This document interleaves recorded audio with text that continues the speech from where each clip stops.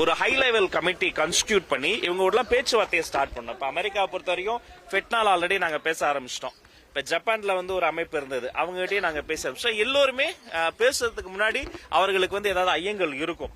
ஆனா நம்ம பேசின பிறகு த வேவி அப்ரோச், நாம் அணுகக்கூடிய விதத்தை பார்த்து அவர்கள் அனைவருமே ஒன்றாகி கொண்டிருக்கிறார்கள். அதை தவிர ஜனவரி மாசம் அயலக தமிழர்களுக்கு என்ற ஆண்டுதோறும் விழா எடுத்துக் கொண்டிருக்கிறோம் நம்ம சென்னை ட்ரேட் சென்டர்ல.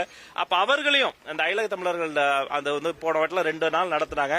இந்த வாட்டி 2 நாளா இன்னும் அதை விட அதிகமா நடத்துவதா என்பது தொடர்ச்சியாக தமிழுக்காக இந்த தமிழாராய்ச்சிக்காக தொடர் வேலையாக நடந்து கொண்டே இருக்கிறது. இன்னும் வெகு சீக்கிரத்தில் மாண்புமிகு முதல்வர் மூலமாக அந்த கமிட்டியின் விவரங்கள் வந்த பிறகு அதிகாரப்பூர்வமாக அவர்கள் சொல்லி நிச்சயமாக நீங்கள் கேட்டதை போல தமிழ்நாட்டிலும் அது நடக்கும்.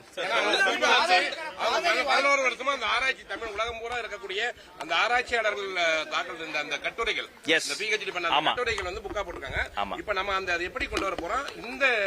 ஏன்னா அதை எல்லாமே தொய்வடைஞ்ச மாதிரியா இருக்கு. ஏன்னா இந்தோனேசியா முன் வரும் பொழுது எங்க நம்ம கோட்டை விட்டோம், இல்ல எங்க நம்ம பேச்சுவார்த்தை காரணம் எதனால தொடங்குது? இல்ல தொய்வுன்னு கிடையாது. தமிழினுடைய சிறப்பு என்பது அதோடைய தொன்மையில மட்டும் கிடையாது, தொடர்ச்சியிலும் இருக்கிறது. அப்ப அடுத்த தலைமுறையை நம்ம உள்ள கொண்டு வரணும். இப்ப தமிழ் பாடங்கள்ல மதிப்பெண் வாங்குவது முன்பு அளவு இப்ப இல்ல, அதை நான் அதிகப்படுத்தணும்.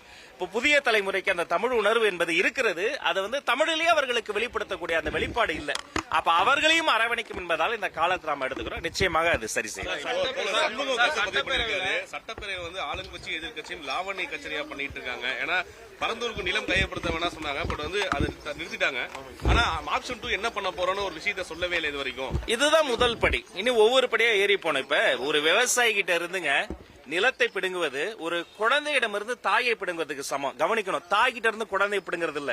தாய்க்கு வேதனை தான் இன்னொரு குழந்தையை எடுத்துரும் ஆனா தாய். ஆனா ஒரு குழந்தை அம்மாவை தவறு விட்டா எப்படி, அது மாதிரி ஒரு விவசாயிகிட்ட இருந்து நிலத்தை பிடுங்கிறது.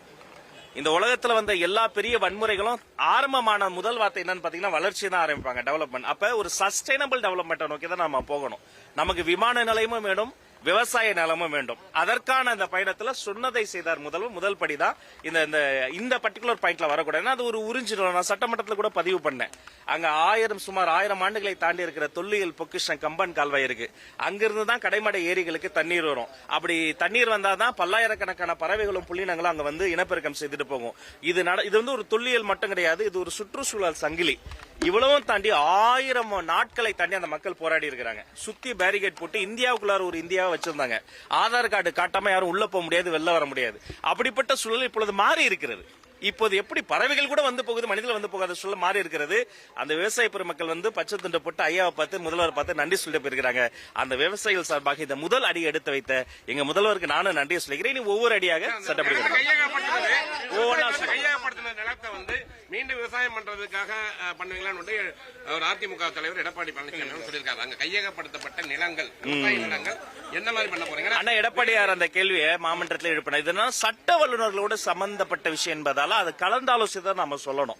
கலந்தாலோசித்து அவர்களுக்கு ஃபேவராவே இதை நம்ம 3 மடங்கு அவங்களுக்கு பணம் கொடுத்திருக்கோம் லேண்டுக்காக அப்படிமா சொல்றாங்க. அப்படி பணம் கொடுத்தாச்சு, அப்ப லேண்ட் சும்மா இருக்கும். அப்ப அதுக்கு என்ன பண்ண போறோம்? அவங்க விவசாய குடியிருத்த போறோமா இல்ல ஆப்ஷன் 2 என்ன பண்ண போற ஒரு கேள்வி இது வரைக்கும் அரசு திட்டமா தெளிவா சொல்லலங்கிற மாதிரி சொல்றாங்க. இல்ல அவசரப்பட்டு நம்ம எதையோ சொல்லிட்டு கூட, ஏன்னா இதுல சட்டம் சம்பந்தப்பட்ட சப்ஜுடிஸா இருக்கு, இது கோர்ட்ல கேஸ் இருக்கு.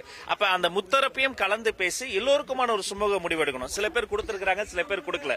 எல்லாரையும் கலந்து ஆலோசித்து வெகு விரைவில் சிறப்பான ஒரு நல்ல முடிவு முதல்வர். நன்றி.